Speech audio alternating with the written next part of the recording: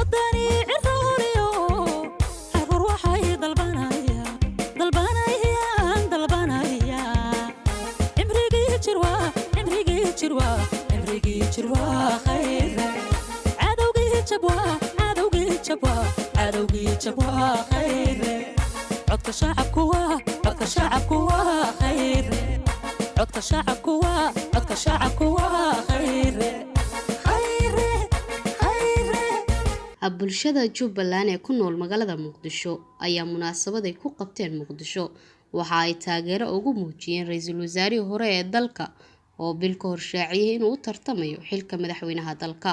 Anigu ku hadlayo afka dhalinyarada saddexda gobol ee maamul goboleedka Jubbaland waxaan si buuxda u soo dhaweynaynaa xalfadda lagu soo dhaweynayo madaxweynaha mustaqbalka Xasan Cali Khayre. waxaan oran karnaa madaxweynaha soo socdo mustaqbalka wax laga taariikhi karo ama taariikhdiisa meesha lagu soo koobi karo maaha.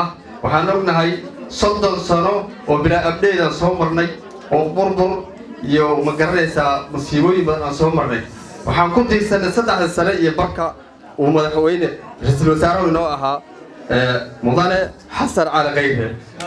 hadda waxaan rajaynaynaa inuu noqdo madaxweynaha soo socdo. haddana hooyooyinka Soomaaliyeed madaxweynaheena mustaqbalka Xasan Cali Khayre aad iyo aad ayaan u garab taagnaanaynaa. waxaan u garab taagnaanaynaa wax qabadka ummadda Soomaaliyeed oo u qabtay. waxaan ognahay in Xasan Cali Khayre intii yar uu hayay wax badan uu qabtay dhalinyarada uu wax ka bedelay ciidanka uu wax ka bedelay wax qabadka Soomaaliya laftigiisa wax ka bedelay. Xasan Cali Khayre ilaahu xaasidkaaga jabi xayeysiin ma aha xakaayada waa dhabti kuwaad xabsiyada ka keentay ayaad xasuus ku haya xilli kasta xigtadiisu waa shacabka.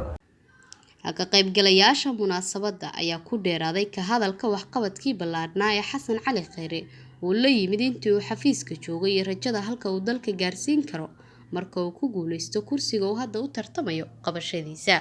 sida aan ula garab istaagana Xasan Cali Khayre maalintu Kismaayo ma sidaan u soo dhaweynaa maanta oo taariikhdu ay tahay November.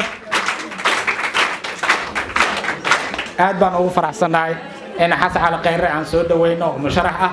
waxaan maanta Jubbaland waxay ka mid tahay maamul goboleedka ugu horeeyo oo mar walba go'aan leh oo tayo leh oo karti leh.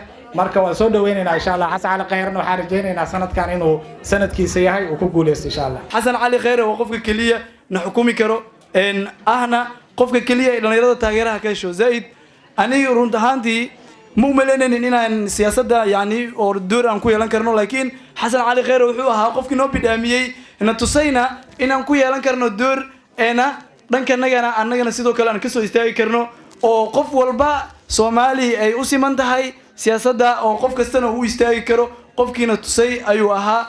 wuxuu kaloo tusay Xasan Cali Khayre inaan nahay indhaha shacabka Soomaaliyeed haddii aan nahay dhalinyarada.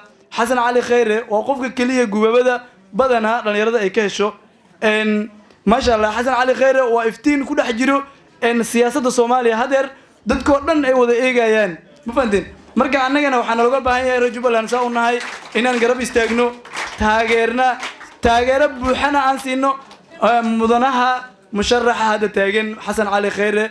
munaasabadan ayaa qayb ka ah xaflado silsilada ah oo gudaha dalka iyo dibaddiisa ay ku qabteen taageerayaasha Xasan Cali Khayre oo muujinaya sida ay ugu qanacsan yihiin inuu dalka hogaamiyo una noqdo madaxweynihii 10aad ee qaranka. Xasan Cali Khayre oo in ka badan bil ololihiisa doorashada ka wada dalka dibaddiisa ayaa la rumaysan yahay inuu yahay musharaxa kaliya ee kursiga ka bedeli doona madaxweynaha muddo xileedkiisu ay ka dhiman tahay wax ka yar 9 cisho. ishada uu naqbaa baaxaya irka horeeyo daaya agta rays la dhigaya awadeena iyo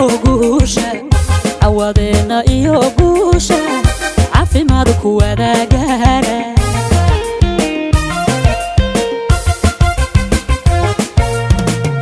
ishada uu naqbaa baaxaya irka horeeyo daaya agta rays la dhigaya awadeena عوضنا إيو كوشا عافي ما دكو ذا